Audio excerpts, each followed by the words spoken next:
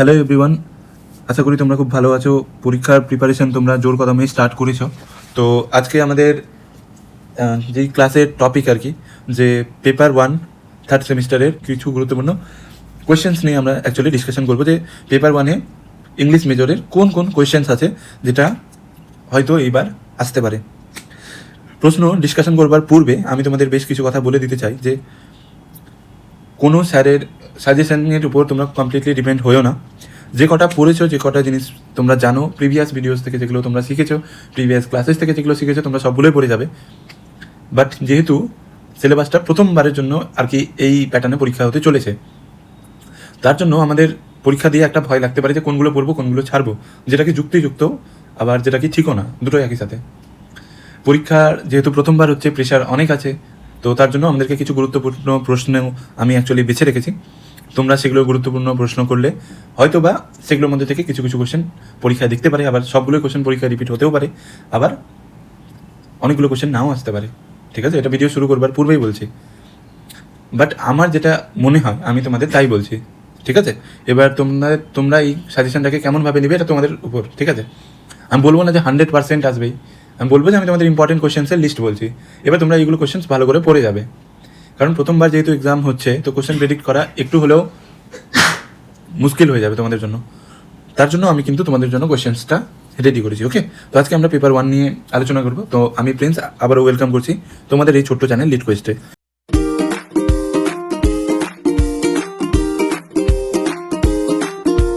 যারা যারা চ্যানেলে নতুন আছো একটু করে চ্যানেলটা সাবস্ক্রাইব করে দিও, আর বন্ধুদের সাথে ভিডিওটা একটু শেয়ার করে দিও, এটা একটা ছোট্ট রিকোয়েস্ট। আর এরপরে নেক্সট সেমের ব্যাচ আসছে, এটাও বলে দেওয়া ভালো। নেক্সট অনলাইন ব্যাচ আমাদের এরপরেই আসবে। তোমাদের এক্সাম শেষ হবার 5 দিন পর থেকে কিন্তু অনলাইন ব্যাচের ক্লাস স্টার্ট হবে। যারা যারা মনে করছো যে না পড়বে অনলাইন ক্লাস এসে, তারা কিন্তু আমার সাথে এই নাম্বারটাতে যোগাযোগ করতে পারো।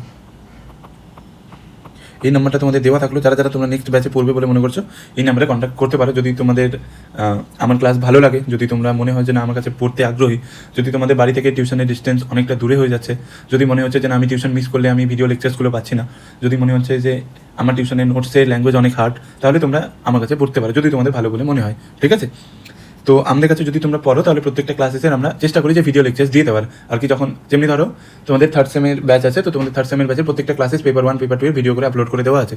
এবার যারা হয়তো এই টাইমে রিভিশন করছে, তারা ওই ভিডিও ক্লাসেস দেখে রিভিশন করছে। তো ফোর্থ সেমেও আমরা জানি 3টা পেপার রয়েছে, ফোর্থ সেমে 3টা পেপার, তো 3টা পেপারে ফোর্থ সেমে আছে, তার জন্য তোমাদের ভিডিও লেকচার্সটা একটু বেশি ইম্পর্টেন্ট হয়ে যাচ্ছে। কারণ হচ্ছে তোমরা এমন একটা জায়গায় পড়বে ফোর্থ সেমে যেখানে তোমাদের 3টা পেপার পড়তে হবে। 3টে পেপারে এতগুলো নভেল, এতগুলো পোয়েট্রি, এতগুলো ক্যারেক্টার মাথায় ঘুরবে। তো তোমাদের ভিডিও লেকচার থাকলে তোমরা মাঝে মাঝেই ওটাকে রিভিশন করতে পারবে।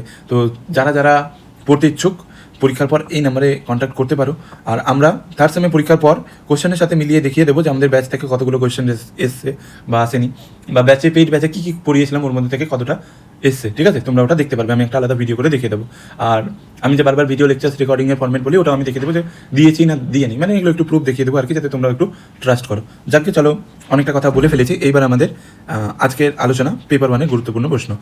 এক নজর আমরা সিলেবাসের দিকে মুখ ফেরাই, তাহলে আমরা দেখতে পাবো যে সিলেবাস অ্যাকচুয়ালি আছে কি। সেমিস্টার 3 পেপার 1-এ আমরা জানি যে 4টে মডিউল আছে, আবার প্রত্যেকটা মডিউলে 2টো করে অপশান আছে। তো আমি শেষের মডিউলটা থেকে স্টার্ট করছি।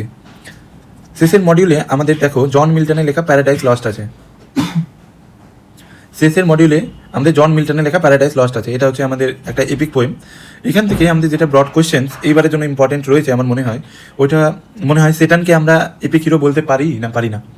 তোমার কি মনে হয় যে সেটান একজন সত্যিকারের এপিক হিরো, না সেটান একজন এপিক হিরো না? ঠিক আছে, এটা আসতে পারে সেটানের ক্যারেক্টার, মানে অল্টারনেটিভ করে আসতে পারে, মানে সেটানের উপর একটা কোয়েশ্চেন্স আসতে পারে। দেন ইনভোকেশনের উপর একটা কোয়েশ্চেন্স আসতেই পারে। ফার্স্ট চয়েস সেটানের ক্যারেক্টার, দেন ইনভোকেশন আসতে পারে, দেন আমাদের প্যারাডাইস লস্টে এপিক এলিমেন্টস কী কী দেখতে পেয়েছো, আর দেন হেলের ডিসক্রিপশন। এই 4টা কিন্তু যদি আমরা খুব ভালোভাবে পড়ি তাহলে কিন্তু কোয়েশ্চেন কমন পেয়ে যাবো। 4টার মধ্যে যে কোনো 3টা পড়লেও তুমি হয়তো বা কমন পেয়ে যেতে পারো তোমার ইচ্ছার অ্যাকর্ডিং। যদি তোমাদের কাছে 4টা অনেক মনে হচ্ছে, তাহলে যে কোনো 3টা তোমরা করবে, এখান থেকে কমন পেয়ে যাবে আমার মনে হয়। ঠিক আছে, সেটানি ক্যারেক্টার, হেলের ডিসক্রিপশন, ইনভোকেশন আর এপিক এলিমেন্টস কী কীগুলো দেখতে পেয়েছি ওগুলো তুমি দেখো। ঠিক আছে, এই 4টা আমি দিলাম, এই 4টার মধ্যে থেকে 2টো কোয়েশ্চেন হয়তো বা এক্সামে আসতে পারে, আর তোমাকেও তার মধ্যে একটা লিখতে হবে। তো আমি বলবো যে 3টা ভালো করে রাখবে, আর একটা যেটা আছে ওটা ভালো করে রিড করতে রাখো। ঠিক আছে, যদি সবগুলো মিস হয়ে যায় তাহলে কিন্তু এই লাস্টেরটা যেন যদি ধরো যে কোনোটাই আসলো না, শেষেরটা চলে আসলো যেটা হয়তো তুমি ভালো করে পড়োনি, তাহলে ভালো করে রিড করে রাখবে যেন অ্যাটলিস্ট লিখতে পারো। ঠিক আছে, তো প্যারাডাইস লস্ট থেকে সেটানের character invocation, paradise lost as an epic describe করো, বা মিল্টনের গ্র্যান্ড স্টাইল, একই কোশ্চেন। আর একটা হচ্ছে হেলের ডিসক্রিপশন। ওকে, এবার মডিউল 3-তে আমাদের আছে Macbeth by William Shakespeare.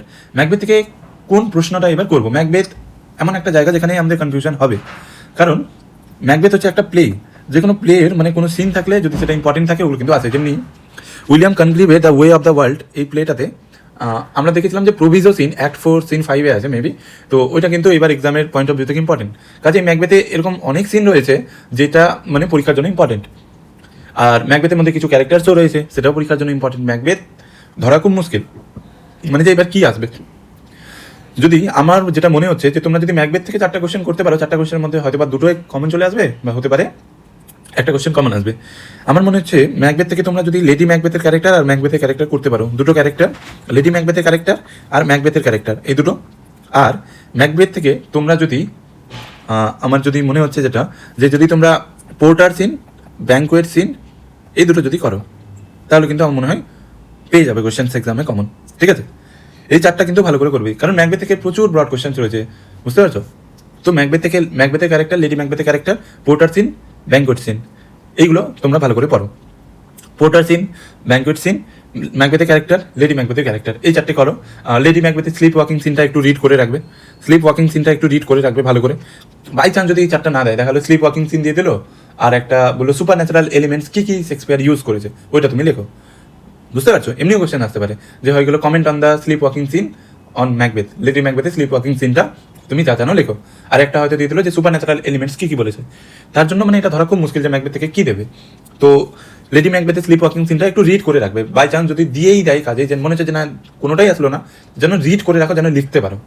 But ম্যাকবেথের ক্যারেক্টার, লেডি ম্যাকবেথের character, porter scene, banquet scene যদি এই 4টার মধ্যে ভালো করে 4টা করো, তাহলে কোশ্চেন এক্সামে কমন পাবে, আমার যেটা মনে হয়। তারপরে এইখানে মডিউল 2-তে এডওয়ার্ড সেকেন্ড থেকে তোমরা ওই একটা এডওয়ার্ডের সাথে গ্যাপস্টনের সম্পর্কটা, কীভাবে এডওয়ার্ড 2 এর ডাউনফলটাকে নিয়ে এসেছিল এইটা, অথবা এরকম কোশ্চেন আসতে পারে, এডওয়ার্ড 2-কে অ্যাজ এ পলিটিক্যাল ট্র্যাজেডি হিসেবে ডিসক্রাইব করো, ঠিক আছে, বা অ্যাজ এ হিস্টোরিক্যাল প্লে হিসেবে ডিসক্রাইব করো, এরকম কোশ্চেন আসতে পারে এডওয়ার্ড 2 থেকে, একটাই কোশ্চেন। ওকে, আর দেন ওটা একটা টাইপের একটা কোশ্চেন আসতে পারে। দেন কুইন ইজাবেলার ক্যারেক্টার আসতে পারে এখান থেকে, আর মর্টিমারকে অ্যাজ এ ভিলেন হিসাবে ব্যাখ্যা করো, ঠিক আছে, জুনিয়র মর্টিমারকে অ্যাজ এ ভিলেন হিসাবে ডিসক্রাইব করো, ইজাবেলার ক্যারেক্টার, আর আমাদের এডওয়ার্ডের সাথে গ্যাপস্টনের সম্পর্কটা কীরকম ছিল, অথবাই মানে ধরো যে এডওয়ার্ডের সাথে গ্যাপস্টনের সম্পর্ক কীভাবে এডওয়ার্ডের ডাউনফলটাকে ত্বরান্বিত করেছিল, এমনি করতে আসতে পারে, ঠিক আছে। দেন অ্যাজ এ হিস্টোরিক্যাল প্লে বা হিস্টোরিক্যাল ট্র্যাজেডি হিসাবেও আসতে পারে। তো কোশ্চেন অ্যান্সার একটাই হবে কথা বলার মানে, ইজাবেলের ক্যারেক্টার আর মর্টিমার অ্যাজ এ ভিলেন, এই 3টা কোশ্চেন যদি করো এখান থেকে ডেফিনেটলি কমন পেয়ে যেতে পারো। এবার সবচেয়ে যেটা লাস্ট আমাদের মডিউল, মানে ফার্স্ট মডিউল অ্যাকচুয়ালি, কিন্তু আমাদের আলোচনার আজকে লাস্ট মডিউল, ওটা হচ্ছে সনেট সেকশন। সনেট সেকশনে একটু আমাদের প্রবলেম হচ্ছে, কারণ প্রিভিয়াস ইয়ারের কোশ্চেন তোমরা অ্যানালিসিস করে দেখতে পাবে যে ধরো আমি জন ডানের এই কবিতার দুটো বলছি, the good morrow, the batter my heart, এইখানে কোনোবার তো এক্সামে এসে critically appreciate the poem the good morrow, অথবা কোনোবার পরীক্ষা এসে critically appreciate the poem batter my heart, অথবা কোনোবার এসে comment on the paradox of batter my heart. Batter my হার্টে অনেকগুলো প্যারাডক্স আছে, সেগুলো তুমি নিজের ভাষায় লেখো। অথবা কোনোবার এরকমও এসে ডান অ্যাজ এ মেটাফিজিক্যাল পোয়েট তুমি ডিসক্রাইব করো। আবার শেক্সপিয়ারের ক্ষেত্রেও একই, শেক্সপিয়ারকে অ্যাজ এ সনেটিয়ার হিসাবে তুমি ডিসক্রাইব করো, অথবা সনেট 73 ক্রিটিক্যাল অ্যাপ্রিসিয়েশন লিখো, অথবা সনেট 145-এর ক্রিটিক্যাল অ্যাপ্রিসিয়েশন লিখো। সিমিলারলি এডমন্ড স্পেন্সারকে অ্যাজ এ লাভ পোয়েট হিসাবে তুমি ডিসক্রাইব করো, অথবা সুইট ওয়ারিয়ারের ক্রিটিক্যাল অ্যাপ্রিসিয়েশন করো, মানে কিছু আসতে পারে। বা one day I রোট her name, এই সনেটটা তোমরা সনেট 75-এর অ্যাকচুয়ালি ক্রিটিক্যাল অ্যাপ্রিসিয়েশন লেখো। তো এই জায়গায় দাঁড়িয়ে কিন্তু মানে বোঝা খুব মুশকিল যে অ্যাকচুয়ালি কী আসবে। তবে আমি একটা লজিক্যাল বুদ্ধিতে যেটা আমার যেটা মনে হচ্ছে যে এই সেমিস্টারে প্রথমবার আর শেষবারের জন্য তোমাদের কিন্তু মেটাফিজিক্যাল পোয়েট্রি পড়ানো হচ্ছে। এরপরে সিলেবাসে আমার যেটা মনে হচ্ছে, আমি যতদূর জানি, এরপরে আর মেটাফিজিক্যাল পোয়েট্রি তোমাদের হয়তো বা নেই, ঠিক আছে। আমি পুরোটাই সিলেবাস দেখিনি ভালো করে, বাট আমার যেটা গেস হচ্ছে যে যেহেতু এজ হিসাবে লিটারেচার অ্যাকচুয়ালি পড়ানো হয়, তো এই এজটাতে মানে তোমাদের যে সিলেবাসটাতে হিস্ট্রি অফ ইংলিশ লিটারেচারের কথা বললে, এই এজটাতে মেটাফিজিক্যাল পোয়েমসের কথা আছে। তো আমার মনে হয় মেটাফিজিক্যাল পোয়েট্রি থেকে ব্রড কোয়েশ্চেন এবার দেবে, ঠিক আছে। আমার যেটা মনে হচ্ছে, কারণ শেক্সপিয়ারকে তোমরা 12-এ পড়েছো, দেন ফার্স্ট সেমিস্টারে ভালো শেক্সপিয়ার খেলেছো, দেন তোমরা সেকেন্ড সেমেও শেক্সপিয়ারকে ভালো পড়েছো। তো মানে সেকেন্ড সেমে পড়ো নি, অ্যাকচুয়ালি সনেটগুলো তোমরা পড়েছো, বাট মেটাফিজিক্যাল পোয়েট্রি একবার পড়ো নি। তো কাজেই তোমাকে যাচাই করবার জন্য মেটাফিজিক্যাল পোয়েট্রি থেকে আমার মনে হয় ব্রড কোয়েশ্চেন পড়বে। এবার হতে পারে একটা সিঙ্গেল করে পড়তে পারে দ্য গুড মরো থেকে ক্রিটিক্যাল অ্যাপ্রিসিয়েশন, অথবা ব্যাটার মাই হার্ট থেকে ক্রিটিক্যাল অ্যাপ্রিসিয়েশন, অথবা জন ডানকে অ্যাজ এ মেটাফিজিক্যাল পোয়েট হিসাবে তুমি ডিসক্রাইব করো। তাহলে আমার ফার্স্ট চয়েস এখানে মেটাফিজিক্যাল পোয়েট্রির উপরে থাকবে, যে ডানকে অ্যাজ এ মেটাফিজিক্যাল পোয়েট হিসাবে ডিসক্রাইব করো, যেগুলো পোয়েম তোমাদের সিলেবাসে রয়েছে, অথবা ব্যাটার মাই হার্টের প্যারাডক্সগুলো ডিসক্রাইব করো, অথবা the good moral critical appreciation করো। ঠিক আছে, আমার এটা হচ্ছে ফার্স্ট চয়েস। মেটাফিজিক্যাল পোয়েট্রির উপরে কোশ্চেন্স আসবে।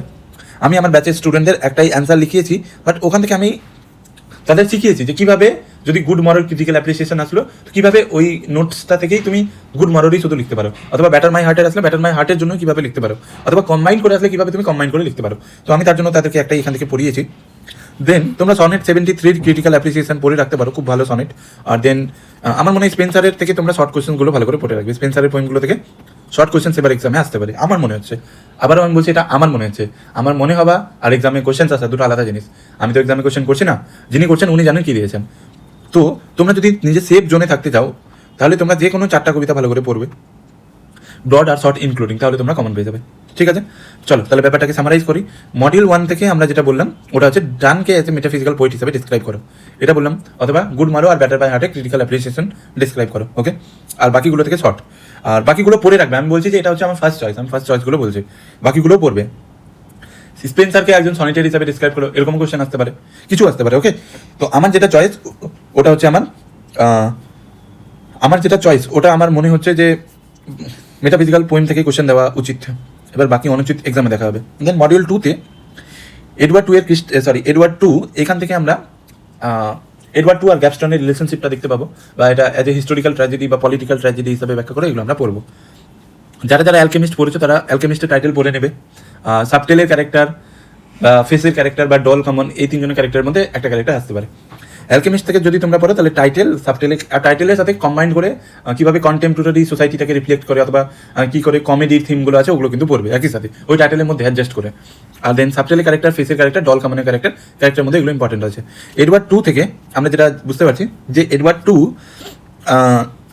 থেকে তোমরা যেটা পড়বে ওই যে হিস্টোরিক্যাল ট্র্যাজেডি, পলিটিক্যাল ট্র্যাজেডি, অথবা এডওয়ার্ডের সাথে গ্যাপস্টনের কী রিলেশনশিপ ছিল, অথবা ইজাবেলার ক্যারেক্টার ব্যাখ্যা করো, অথবা জুনিয়র মর্টিমার, এই 3টে করলে পেয়ে যাবে। আই হোপ ম্যাকবেথ থেকে লেডি ম্যাকবেথের ক্যারেক্টার আর আমাদের porter scene, banquet scene. Okay, paradise lost থেকে সেটানের character, invocation, paradise lost as an epic, অথবা মিল্টনের গ্র্যান্ড স্টাইল, আর আমাদের হচ্ছে হেলের ডিসক্রিপশন।